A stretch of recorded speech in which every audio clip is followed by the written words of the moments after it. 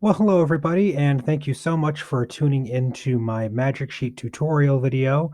After I made my Magic Sheet video, I really thought it would be helpful to make one of these tutorial videos to show you guys how I typically make these. This is going to be my process for making these, and it shows a little bit more in depth about, these Magic Sheets in general. Um, I hope you guys learn a thing or two. This is certainly not the end all be all for making magic sheets, but I do feel like it's a good stepping stone for people to learn a few things on how magic sheets can be made and how they can be extremely helpful, um, if that wasn't already clear in my first video.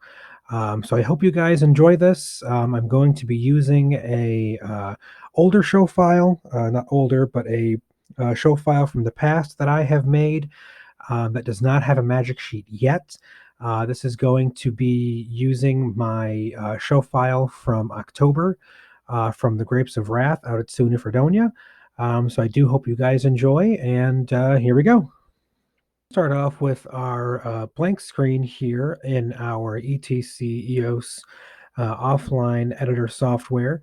On the screen you're seeing is my second screen of my setup here at home. And the ETC offline editor software is a great software. It's a free software to download. You can learn a lot from just playing around with these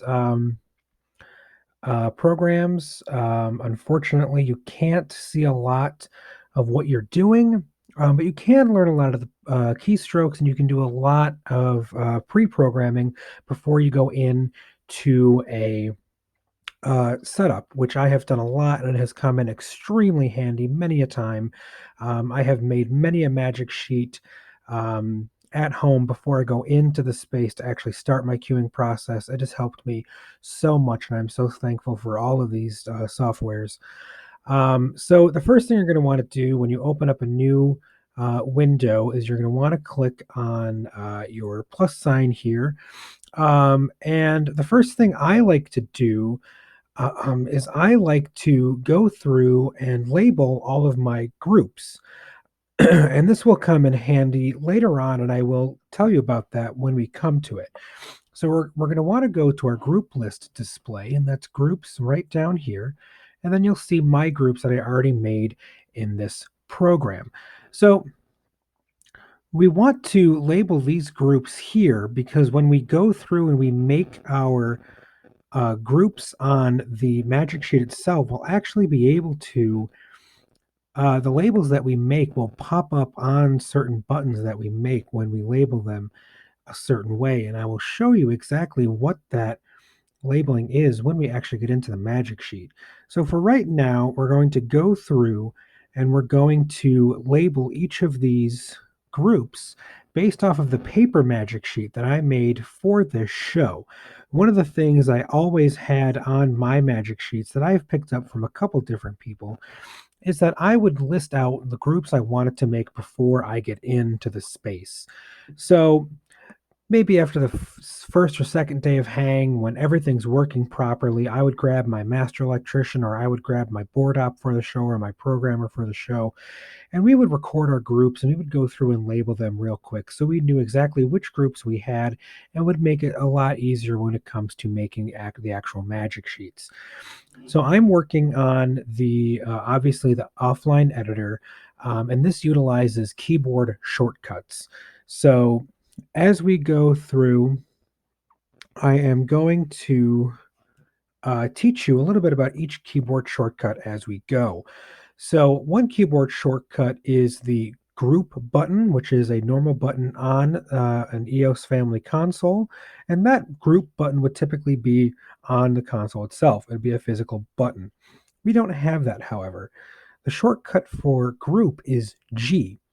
So another keyboard shortcut, especially on EOS boards, is the group list display. And to get that, you press G twice here on EOS offline editor, and then on a regular EOS console, it would be hitting group twice. So now that I'm in our group list display, I can start labeling these Groups. So my first group here is group 1 through 21.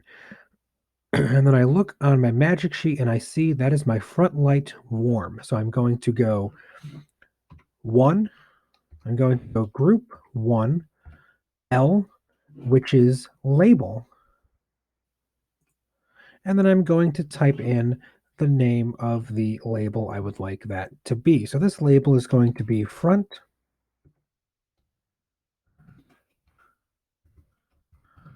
light warm, and then I just hit enter like I would on any other program.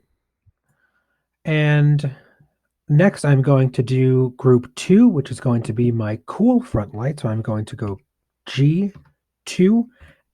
which is label again, and I'm going to go front light cool, enter. And then I'm going to go through and do the rest of these as we need them, finishing off, of course, with group 7. So now that we have all of our groups recorded and labeled, what we're going to do now is we're going to go to our magic sheet and we're actually going to start making that uh, magic sheet itself.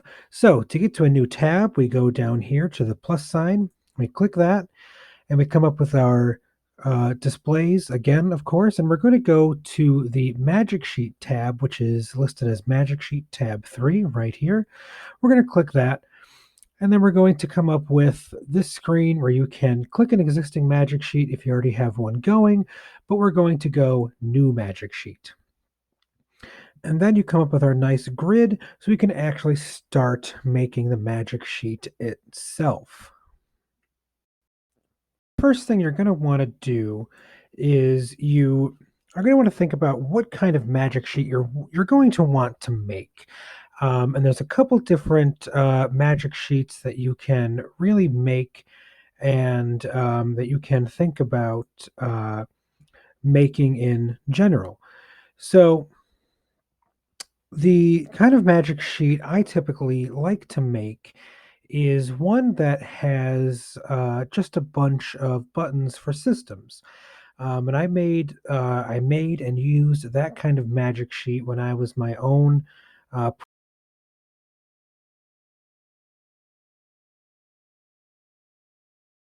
so do like and understand why people and why designers and different programmers would want to use a magic sheet more like what I showed you when I was the associate lighting designer for Mr. Popper's Penguins, which was done at the Theater of Youth in Buffalo.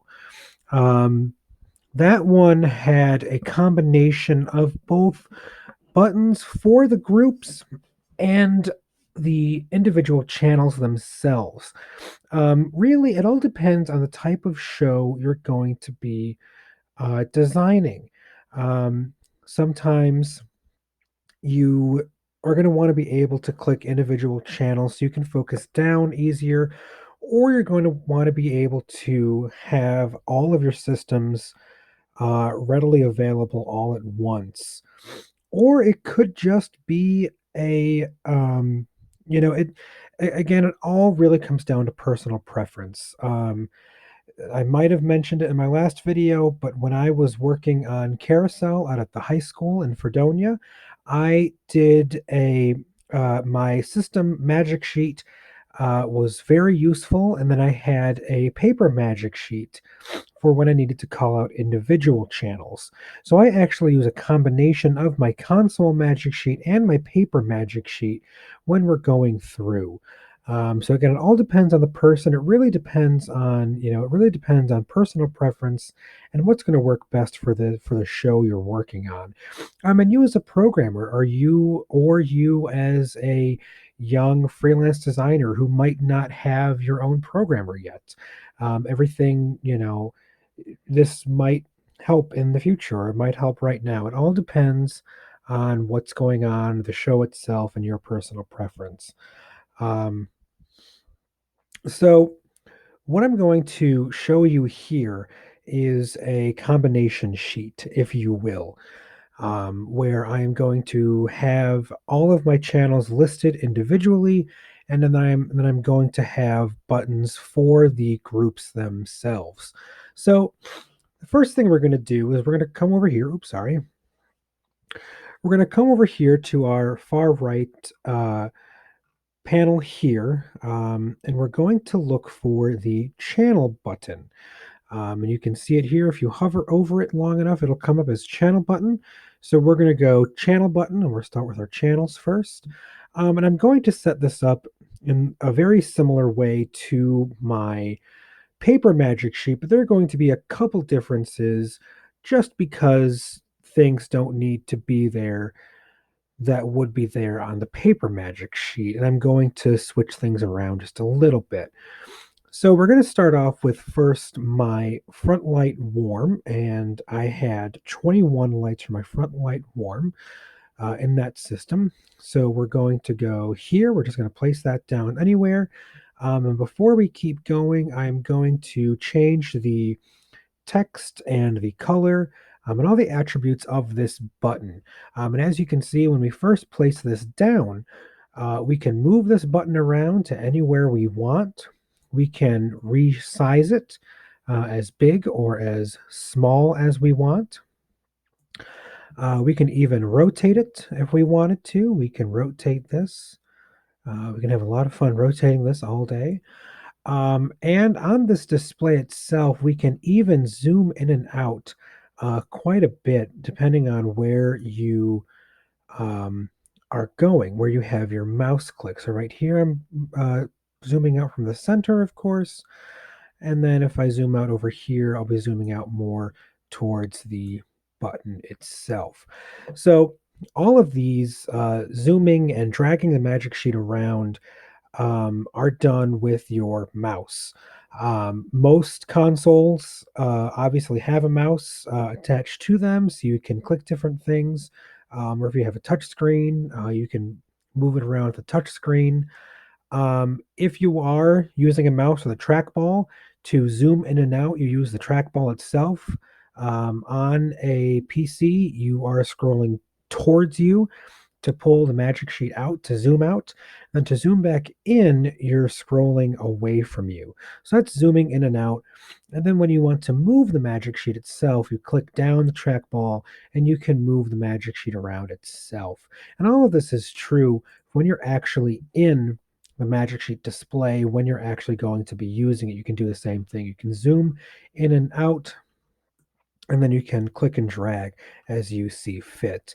And again, to get to this live magic sheet view, I clicked out of the editing view, and to get in and out when you're on the magic sheet tab, you use this arrow right here. This arrow opens up the editing bar, and it will also put it back and bring you into the live view when you're ready to go into the live view.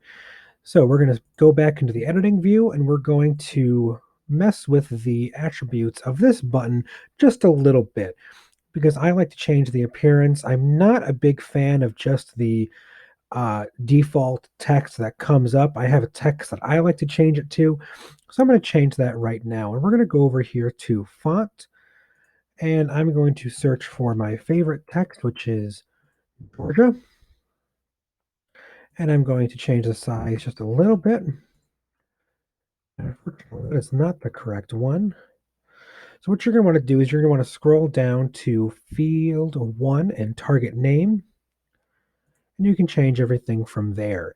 So target name, of course, is going to be the channel that we called up before, and then target ID, of course, is going to be the actual channel that this is. And then status is going to be where it is. So I typically take status out, and then I change the field ID to Georgia. And the same with target ID. I make that from Tahoma, and I go to Georgia. We have Georgia. I'm going to make that just a little bit bigger. Here we are. So now what I'm going to do is I'm actually going to go and I'm going to change the color of this button to a color that actually somewhat matches the color that this was in the system of this front light, which was a GAM 480 or a 384. I apologize, I can't remember the exact color right off the top of my head, but it was a very light tint of an amber. So that's what I'm going to change this color to. So I go over here, and these are my colors here. I have my fill color, and you can see we have a multitude of colors in our rainbow. And there is a color that closely resembles the color I was using at the time. And as you can see, my nice white font has disappeared. So I'm going to go down here to my target name and target ID again. And this is the color for the actual text itself. So now we have all of our front light warm channels here and ready to be manipulated in a formation that is a lot closer to how they actually were on the set. And to be able to get this, what I did was I selected my first channel that I made once I had it exactly how I wanted it. And then I went over here to this button, which is alignment. And then I hit create array. And in this array, I had it create as a rectangle, and I did 5 columns because I had 21 focus areas and 21 lights in this system. And I went 5 columns and 4 rows to get me 20 channel buttons. And I spaced them out a little bit so I'd have a little bit of room in between each. And then I hit OK, and then my lovely array popped up over here. Then when I needed my extra channel 21, I just went to channel 20 and I hit copy and paste, and then it popped up as the next channel in line. So now what I'm going to go through and do is I'm going to move these around so they fit more closely to where each focus area actually was on the station itself. And for that, I'm just going to go through and I'm just going to select all of them and then move them around and position them where I would like them to sit better in this area. So now I have all of my front light channels here organized in a way that is very similar to the layout of them on stage. And to get this layout, you can either look at one of mine or one of your plots that you have made, a plot that you got from your designer, or you can even look at the paper magic sheet, which is why I feel the paper magic sheet also comes in handy when you're making this. I really do wholeheartedly believe that designers should make a paper magic sheet, and they should also make a console magic sheet, or uh, you know, it make a paper magic sheet to get the experience of making one. And if you don't end up using it, you don't end up using it. Same thing for a console magic sheet, just to get the practice of doing it. Just make one. I think it's a great thing to be able to do, especially if you ever start off as a programmer somewhere. I think it's a fantastic skill to have. Again, here we have my warms. And because my cools were focused to the same area, all I'm going to do is I'm going to click and drag over all of my front light warms, and then I'm going to Control C and Control V, and you can do this on a um, console as well, because consoles usually have a keyboard hooked up with that as well. So you can still do this on an actual console. You can go Control C and Control V, and you'll see my channels are going to be a little out of whack because I did a little bit of messing around in the time between these two clips. So what would have been nice if I hadn't been messing around was that the group of channels I just copied and pasted would have gone through 22 up until I believe it would have been somewhere around 52 or 54. And that would have been great if that's how we were setting up our channels. But unfortunately, it's not. So we're going to have to go through and rechannel all of these. And to do that, it's fairly simple. You just click the button itself and you go target. And this one is going to start with 31 because that's where my cool front light start. So I'm going to go through now and I'm going to change all of my channels, and then I'm going to go through and change the color of them as well to match more closely with the color I used during the show itself. So now I have both of my front light systems done.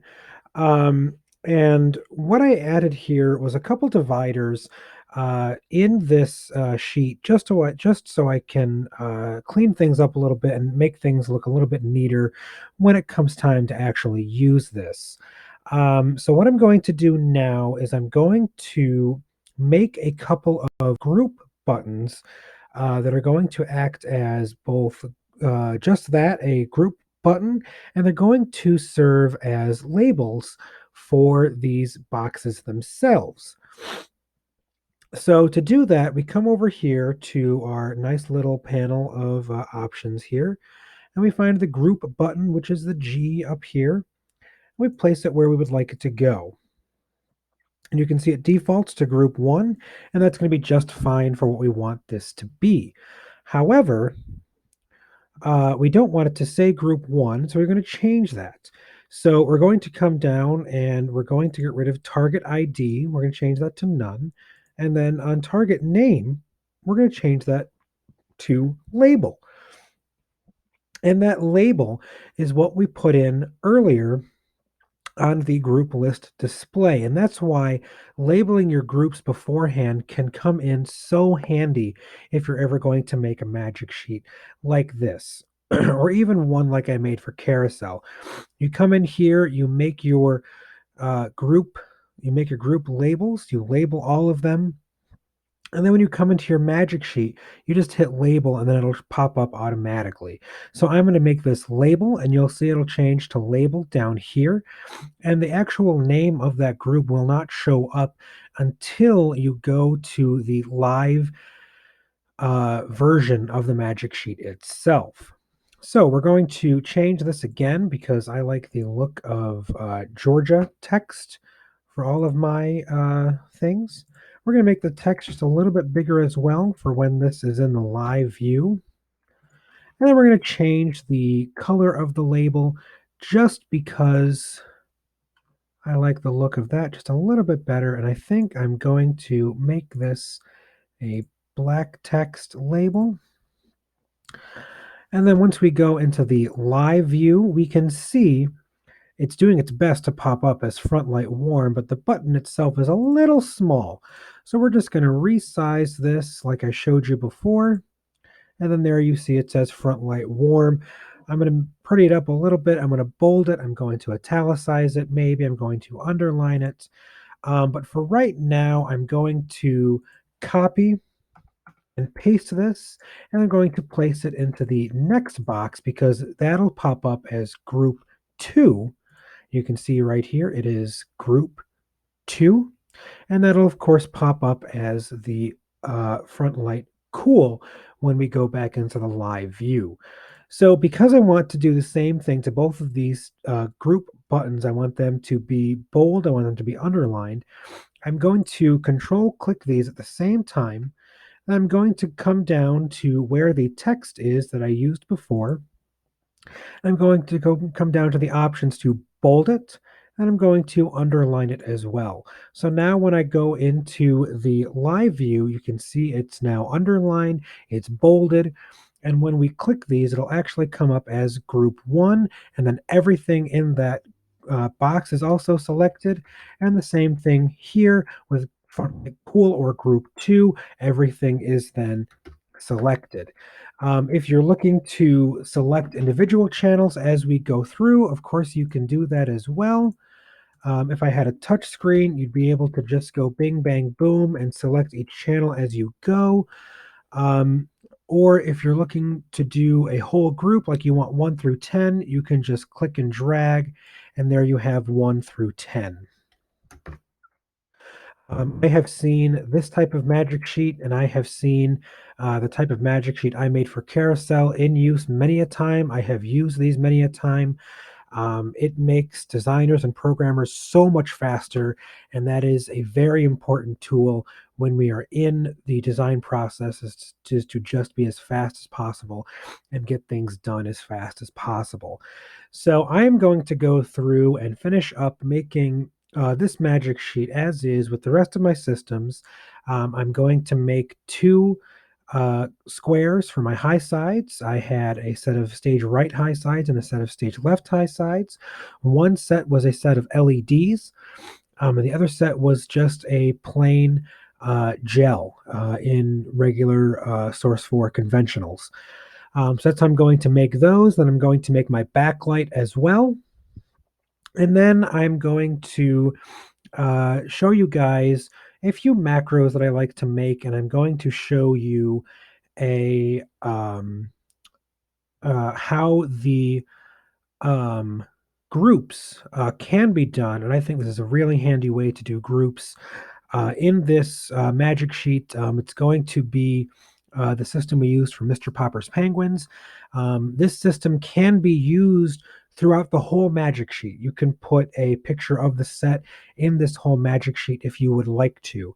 Um, for me personally, I prefer it down on the specials, so I know exactly where the specials are going to be, and I know that's exactly why the person that I stole this idea from does it. It's just so much easier to be able to see everything that you're doing, everything you want to pull for those specials, if they can actually be where they are in the set. So I'm going to finish up this magic sheet, and then I'm going to come back and show you guys just a few more handy little things I like to put in my magic sheets, and a few more handy things I put in all of my magic sheets um, as we go through. So now we have the completed magic sheet as I've been doing it here. And this looks extremely similar. It basically is the same layout as the magic sheet that I made on paper. There are a lot of different ways you can do this. This is what I've gotten used to when I make magic sheets like this.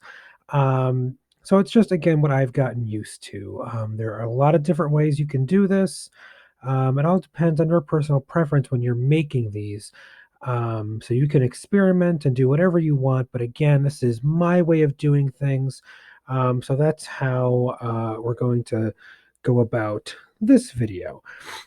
So all of my regular systems are here. I have my front light, I have my high sides, and I have my backlight that I use during the show. And every system here is pretty much matched to the color that I used in the show. Now, when it came to LEDs, one function that I have found extremely helpful with these magic sheets is that you can actually link the channel color to the color of the button. So you can see here, down here in my backlight with the channels 111 through 114, that they are right now an amber. That is because in Q12, I actually programmed them to be an amber. And as we go through the next queue, you'll see that channels 115 and 1 through 117 are also changing color to that amber. And my stage right high sides were also coming on and changing color to an amber to match that, the amber in the high sides that I had placed, my conventional high sides that I had placed. Um, Another thing you can also add in to these buttons is you can have the intensity on there. So this magic sheet can become a set of tombstones, a live table of all your channels, if you would like it to be that. I have found that to be very helpful as well. So to turn on those features, you just go into your editor, your magic sheet editor. You click the channel you want to do that with. We'll start off with linking the channel color first. You come over here to the color of the button. What I typically do is I start them off as white. That's how I know they're an LED. And then I say link to channel color. It's already selected here, but you click it there. And now when you go back into your the live view, that will change color with each color change that you make during the show. Um, to get intensity, let me zoom in on this guy here just so you can see it a little better. You go down here and you're going to want to go to field 3 and you just click intensity. And it already has that. The preset for this is a certain way. It's going to be red. It's going to have a certain size and a certain font. So again, I change these to Georgia just because I like the look of that. And then when you go back into your live editor, you'll see it's at 75%. And as I go to the next cue, it'll bump back down. It'll actually be off its marking to prepare itself for the next scene. So that's a little bit about those features. I find them to be very helpful. I do like having them in there. Every now and then, if I put channel intensity, I will also move the channel, the other information along with it, just so I can space these out a little bit more. But I think if I wanted to put the intensity on all of these channels, which I won't right now, I think I would be okay with how they're spaced out. So that's a little bit about those buttons and how to get those in there. Now I'm going to show you how to import a photo into your Magic Sheet file, and then how to place channel buttons for for specials onto that set picture. So what I'm going to show you now is how we can import an image into this Magic Sheet, and then we can add some channel buttons over the top of it so we can have a area here that we have our specials listed specific to where they actually are on the set. So what we're going to want to do is we're going to want to go over into our toolbar area here, and we're going to want to come to the pictures here listed here, and we're going to want to import, and you'll see it says select an image. We're going to want to go from the desktop, and here's mine that I just recently made. I called it TGOW Magic Sheet for obvious reasons. And we're going to double click, and then we click on that, and then we put it in here, and you can see it's a little big. And then we're going to size it down so this can fit nicely in our nice square over here that we made room for earlier. So now we have this actual square that we can place all of our specials on as they would typically be listed in the Magic Sheet itself, not on the Magic Sheet, excuse me, on the set where they would go. So that's what I'm going to take the time to do now. I'm going to go through and I'm going to add in the specials where they would actually be on the set. I've said it before. This can be extremely handy when you are a programmer, even when you're your own programmer as a designer. So you can actually go through and really be able to see where those specials are. So that's what I'm going to do. And then I'm going to come back and I will show you guys on a new Magic Sheet, or maybe in the area down here, or in another area, a few of the buttons I like to put on and some different things that I like to do just to snazz things up a little bit and to make things a little bit easier for people that might be coming in to use the console that might not be so familiar with it, or just just some things to speed things along. So that's what I'm going to be working on, and then I will come back and show you guys how to do that and how to make some different buttons and to make some different macros.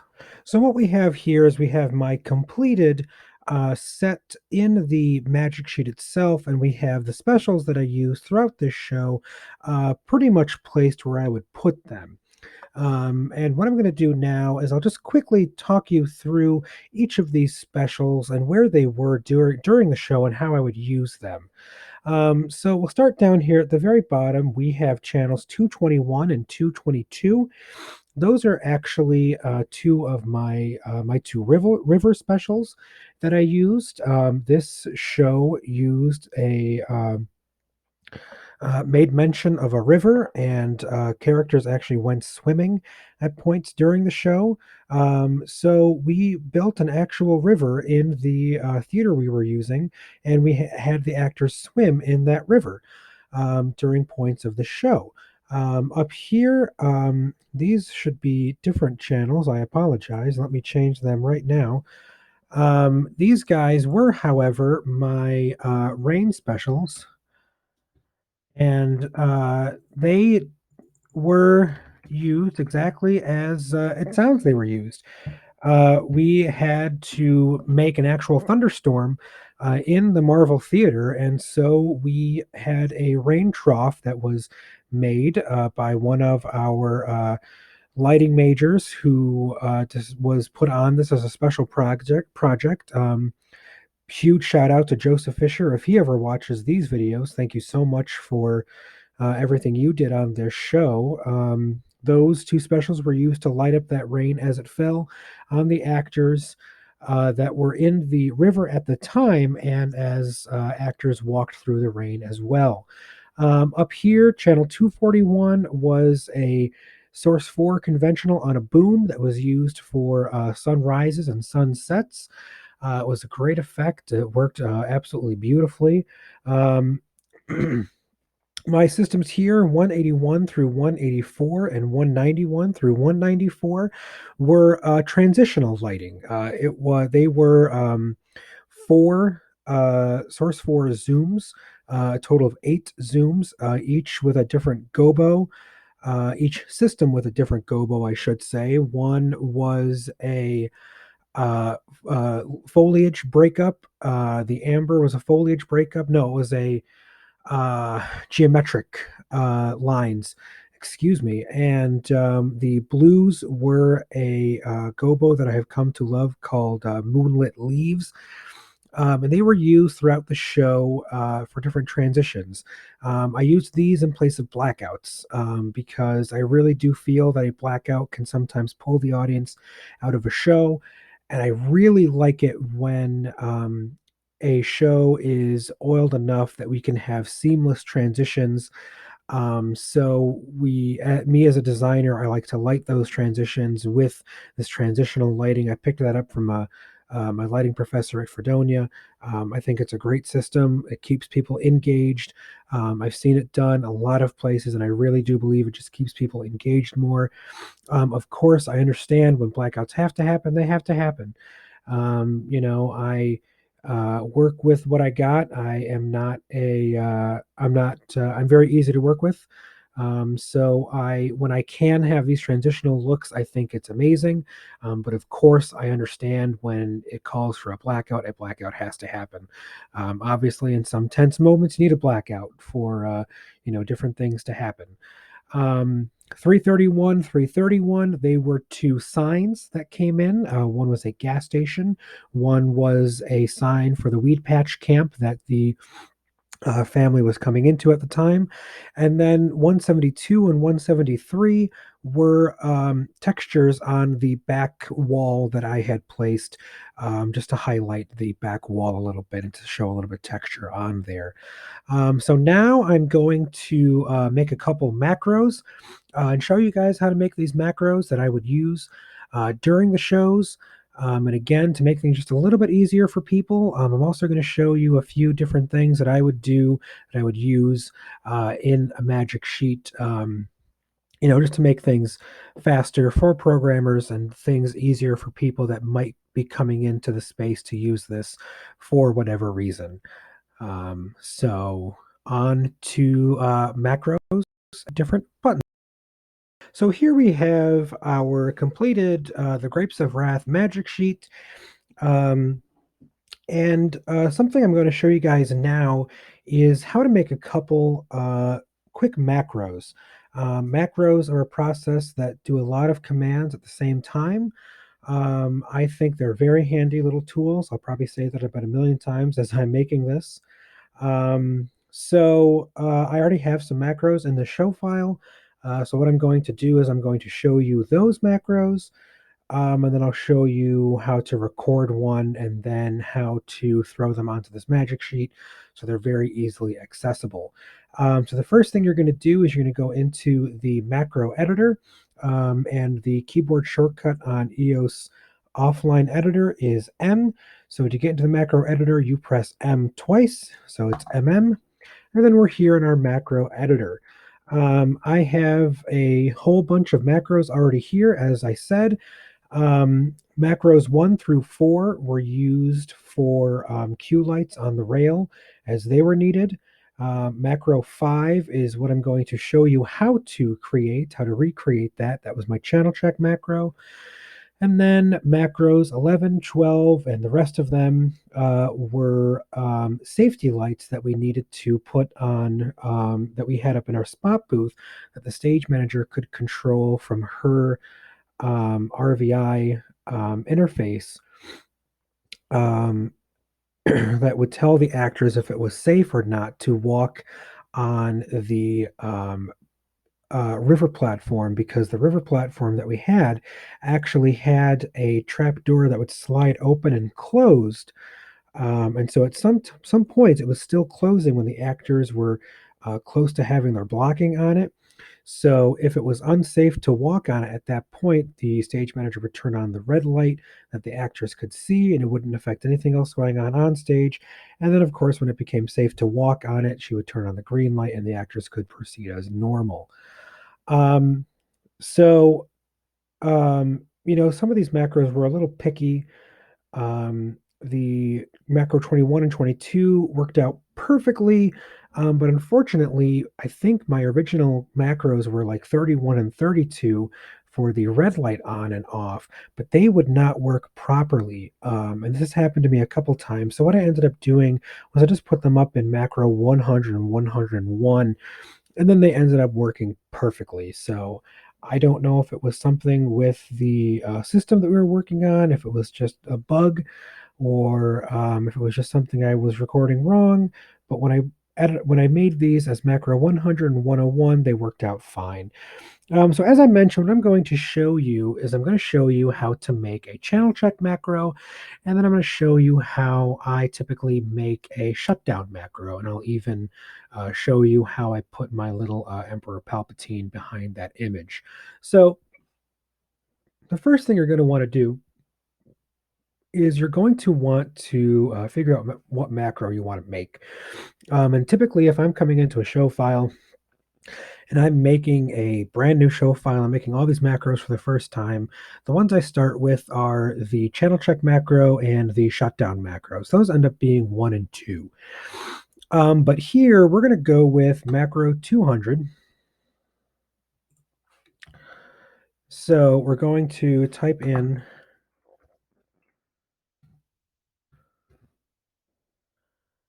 we're going to get to macro 200 here.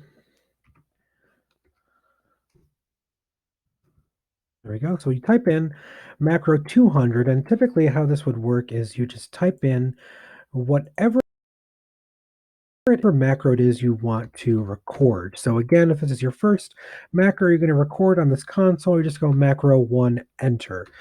But because this is a random macro that I'm just going to make for these purposes, I'm going to make it macro 200, enter. And then what you would type in on an actual console for this to learn the macro is you would hit the learn button. But because we don't have an actual console here, we're going to use a keyboard shortcut, and the keyboard shortcut for learn is Alt L. So I go ahead and hit Alt L, and then you see your cursor up here so we can start the macro. I like to start my macros off with a clear the command line. So I go Shift clear, enter, and all of these would just be normal keystrokes on the console itself if you had a console in front of you. So now what I'm going to do is I'm going to go 1 at full. And on my other screen that unfortunately you cannot see right now,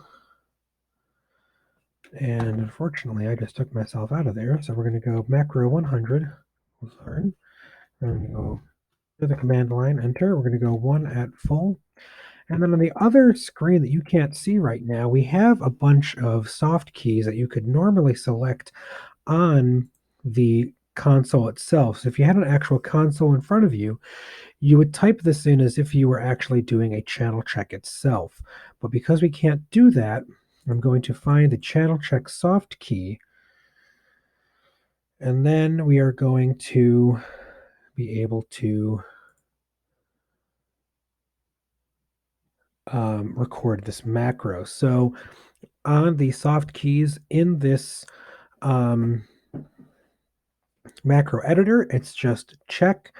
So we have channel 1 at full, check, enter. And then again, I like to end my macros with a clear the command line just so there's nothing left in that command line. And then when everything is finished, we go Alt L again, and now macro 200 is our channel check macro. So now when we go over to our magic sheet, I'm going to go back into live, which on the keyboard shortcut is F1. So now in my magic sheet, I'm going to put this macro in here. I go up to my macro button. I place that down. We're going to make this a little bit bigger. We want this to be macro 200. Now we don't have to have this on here. We can make this anything that we want. So we can say it's got there's nothing on it.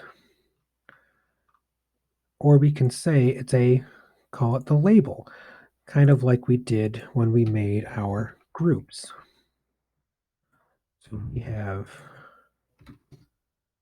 that, and then when we go back into our macro editor, we can go macro 200 label, and then we call this channel check. And now here it is in the magic sheet as channel check. So now when we click this, you'll see it pop up at the bottom. Actually popped up very quickly. Q0. I'll hit channel check.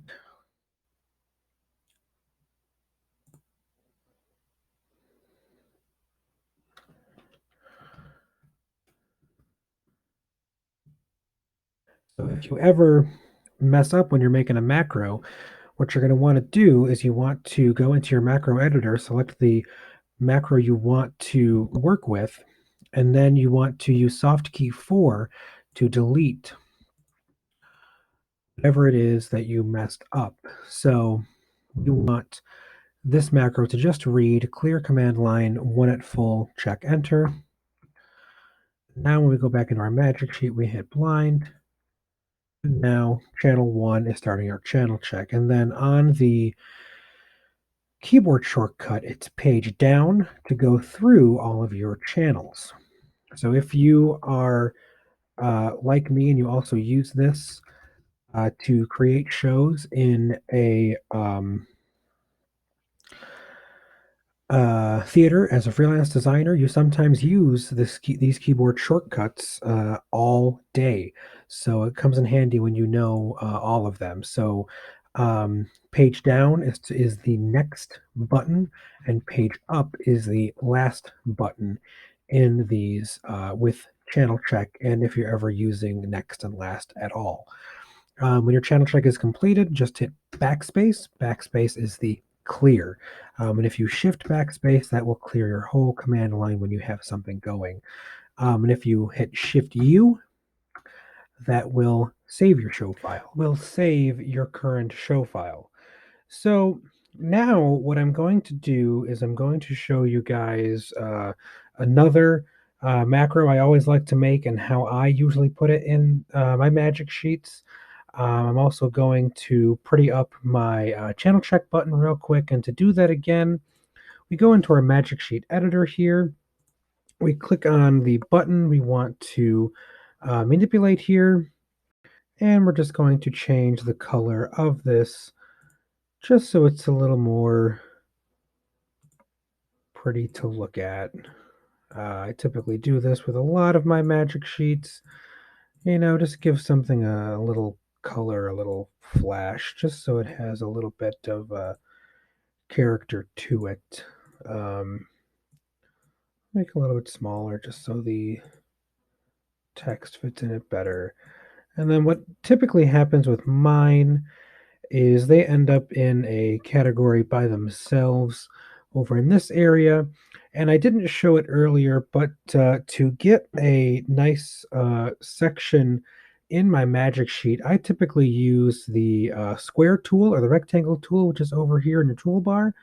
Click that once and then click where you want to start it. And then you can manipulate that like we did our channel button and our macro button. What I typically do is I copy paste a rectangle from somewhere. That way I can just manipulate that as I need it. That way I already have something that I can use that I can just manipulate from there. We are going to want to send this to the bottom, and this button over here controls all of our layering.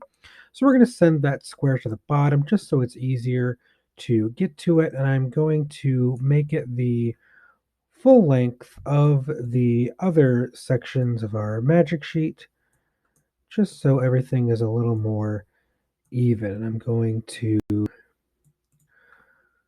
shrink that down just a hair, and then we have this nice area that we can put all of our system buttons in, as I would call them. This area down here would end up looking a lot like the area, the square I made for this during Carousel with a bunch of different buttons in there and different presets and different things I would use throughout the show. So we have that there for channel check, um, and we'll add a few more in here right now. So let's go to our macro editor. And again, to get to your macro editor, you press M twice on the keyboard. So M, and now we're in our macro editor. So now I'm going to make a brand new macro. I'm going to make this just a random macro like I did before. I'm going to make this macro 300. We have our macro 300, and this is going to be our shutdown macro, since I'm going to label it so I can see it, but I'm going to label it differently once we get into the magic sheet itself. So we have our shutdown macro, which is macro 300. We're going to hit Alt L so we can start learning the macro itself.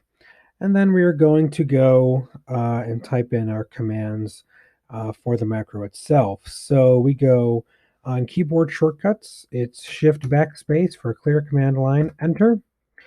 And then we go Shift U to save the show, Enter. And then in our second screen setup, what we're going to be looking for is we're going to go on the common soft keys that pops up automatically when you start learning a macro, and you're going to hit power off, enter, and then I like to leave it with a second enter just to really close things off. It probably is most likely a superfluous enter, but I just like to have it in there just so I can really close things off and really close off this macro completely. So once we have all of that in there, we go Alt L again. So we close off our macro, and now our macro reads that it will clear the command line, update the show file that we have currently, and then the system will shut down. So over here in our magic sheet, we go into the editor, and I am just going to Control C, Control V, just so I can get this macro here, and then I'm going to make the target 300. Now it'll say shutdown macro, but we don't want it to say shutdown macro because what I typically do is I have some fun with the shutdown macro and I make it an image. And that image is of Emperor Palpatine saying execute order 66. So typically what I do is I put this in the uh, text, and you'll see it will pop up there. And now I'm going to change the font around a little bit because, again, I prefer my Georgia. And we'll make it a little bit bigger just so we can see it. And of course, it's not going to have much, oomph right now until we get Pelpy in there doing his thing. So we're going to want this positioned at the bottom of the button for when we get Emperor Palpatine's picture in there. And to get the picture itself, we're going to go and do the same thing we did to get the picture of the set in there, which is we're going to import it. So I'm going to import that picture now, and then I will show you what to do once we get the picture itself. So now that I have imported my Emperor Palpatine photo into my magic sheet, I can show you guys how I make this a button itself. And part of it started off with the macro button itself, and I made it a no color with no outline. And then when I imported the image itself, I put it on top of the macro button. And you can see right now that these are two different entities. We have the macro button, and then we have the picture of Emperor Palpatine on top. What I did was I went in and I sized the macro button just so that when you click on Emperor Palpatine's picture, you'll actually be able to activate the macro. So in order to do all of that, in order to activate the macro when you actually have the magic sheet in the live format, you want to select both of these and don't select your rectangle underneath. If by chance you select something you don't want to, just control click that item and it will deselect it, excuse me. So we have our macro button and then we have our Pelpy picture selected. So we're going to go over to the button that we used before and we're going to click group. So now this button is one button, and when you click Palpatine's picture, the macro will activate. So I'm going to go into the live view of this. I'll give you guys one more look at this magic sheet that we have created together. And I'm going to test out this macro. This macro, execute order 66, is a shutdown macro. It saves the show file and then it turns off the console system. So we're about to test if this works properly. And of course, at the end of the night, when it's time to go home, you just hit this and then everything will shut down for you. So here we go.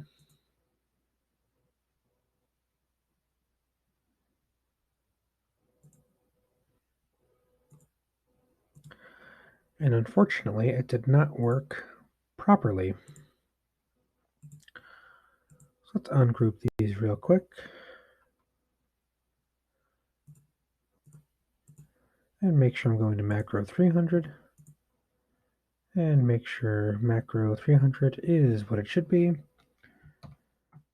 Go to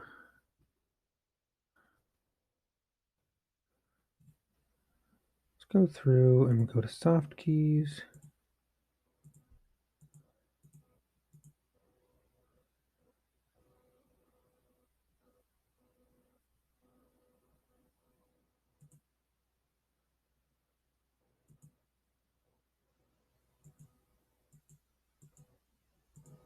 I do apologize. I usually don't have an issue with this.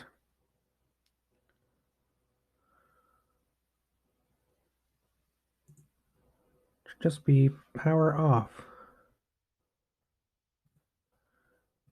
And this is definitely,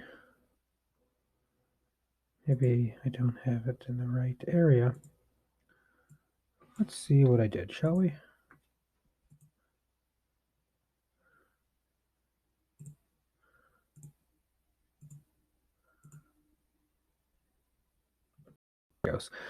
So it did work. I was just clicking in the wrong area, which is something I've been known to do in the past.